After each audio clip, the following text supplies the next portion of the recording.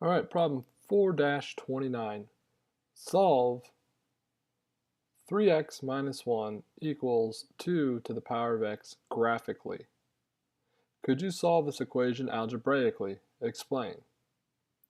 So first thing we're going to do here, we want to solve our equation where we've got 3x minus 1 equals 2 to the power of x. Just like you've done on many of the homework problems from this section, we're going to take each side of our equation and make it into its own function. So the first one we have is y equals 3x minus 1. Our second function would be y equals 2 to the power of x. This one's going to be exponential, so we know we're going to have an exponential curve. This one is going to be a line. Let's go to our graphing calculator here. Let's go into y equals, and we're going to type in our first function. So we have y equals 3x minus 1. And our second one, we're going to have y equals 2 raised to the power. Remember, you can use the caret here. Here's the power of x. Let's take those. I'm going to start out with my standard viewing window here, see if we can see our graphs. And we'll see here that our line goes up here and our exponential curve goes here. So they're pretty close there, and it looks like we might even be able to see the intersections right on here. I'm going to take it here. I'll show you a kind of a neat feature in the calculator here. It's called zoom box. Let's do number 1 here. So I'm going to choose number 1. And what's going to happen here is we're going to be able to move our cursor around. I want to take this here and I'm going to move it up here. And I'm going to box in the area that I want to see. So I'm going to put it up here. So I'm going to make a box just around where my intersections are so I can see it a little bit closer. So I put my cursor up here in the left corner. I'm going to go ahead and press enter there. And I'm going to move it to the right. And you see it's going to start drawing a box for us. I'm going to make sure I go all the way past where both my intersections are. And then I'm going to go down. And it's going to make exactly what it's called, a box. That should be enough right there. And then I'm going to hit enter. And it's going to zoom in directly on that part. Now I can see a little bit closer here where my intersection for this system is going to be. So if I want to find these now, remember I can use my second trace. I can go in here and choose my intersect function. Let's go to number 5. We're going to mark our curves. So I'm going to press enter. I'm going to press enter. Enter one more time.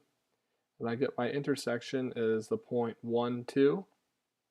I'm going to record that over here. So I've got the intersection as the point 1, 2.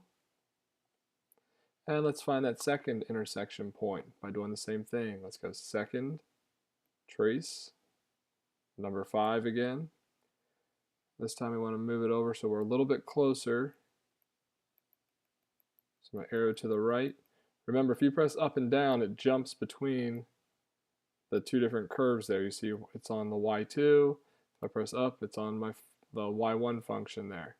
We want to make sure our points are a little bit closer to this intersection so that it finds this intersection and not the other one. So I'm going to press enter, enter, enter, and it gives us the intersection point is 3, 8. So I'm going to write that one down as well. So point 3, 8. Now let's check these by plugging them in here just to make sure that it works with our equation. If we do 3 times 1 minus 1, it should equal 2 to the first power. Well, 3 times 1 is 3, minus 1 is 2, and 2 to the first power is 2. That one checks out. Let's try our 3, 8 here. Notice I'm not having to put the y values in, but my y values are the actual values of each expression. So when I plug in 3 over here, I should get an 8. When I plug in 3 over here, I should get an 8. Let's see if that happens. So 3 times 3 minus 1 should equal 2 to the third power. So 2 times 3 is 9. 9 minus 1 gives us 8. 2 to the third is 2 times 2 times 2, which also gives us 8, so that one checks out as well. So we know right now here that if we're trying to solve this, we're looking for what x values make this true. We know that x equals 1 or x can equal 3. Those are our two solutions for this. Now it says, could you solve this equation algebraically? Explain. Well, no, we cannot solve this just yet. Okay, it's okay there that no, we are not able to solve this algebraically yet, but we will. We'll get there soon enough. We'll learn how to solve when our x values, our inputs, are located in the exponent. So it's all right now if you put no there.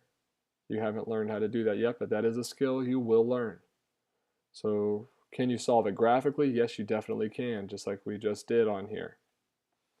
If you have further questions, make sure you ask your teacher, or you can rewind, watch the video again if there's any parts that you weren't sure about. This is problem 4-29. Thanks for listening, and good luck.